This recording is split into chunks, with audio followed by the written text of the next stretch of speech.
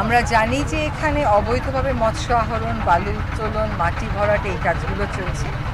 বিলের যে প্রতিবেশ ব্যবস্থা, বিলটা পদ্মা নদীর সাথে এবং ধলেশ্বরীর সাথে সংযুক্ত হওয়াতে যে খালগুলো দিয়ে পানি এখানে আসতো সেই খালগুলোর মুখ বন্ধ হয়ে গেছে বা খালগুলো ভরাট হয়ে গেছে।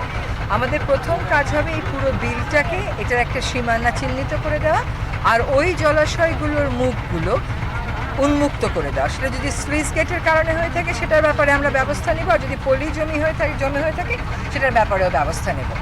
কিন্তু বিলটার জন্য আসলে একটা সমন্বিত রক্ষা প্রকল্প হতে হবে, কারণ এই বিলটা কিন্তু শুধুমাত্র মুন্সিগঞ্জের বিল না, এটা তো আমাদের সকলের একটা বিল।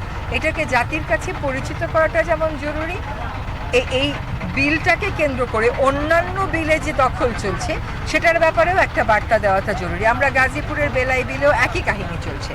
তো আমরা আজকে ভূমি প্রশাসন, জেলা প্রশাসন, পানি নিয়ে কাজ করেন এরকম সংস্থাগুলো আমরা এক হয়েছি, গৃহায়ণ এবং গণপূর্ত উপদেষ্টা আছেন, যে আমরা কি করে সমন্বিতভাবে দ্রুত কিছু কাজ শুরু করতে পারি। আর কিছু কাজ যেমন এই বিলের মাছকে কেমন করে কীটনাশকের হাত থেকে বাঁচানো, সেটা হয়তো একটু লং টার্ম কাজ হবে, কিন্তু জরুরি কাজগুলো আমরা এখনই আসলে শুরু করে দিতে চাই এবং এখানে স্থানীয় জনগণকে সম্পৃক্ত করে তারপরেই কাজগুলো আমরা করতে চাচ্ছি।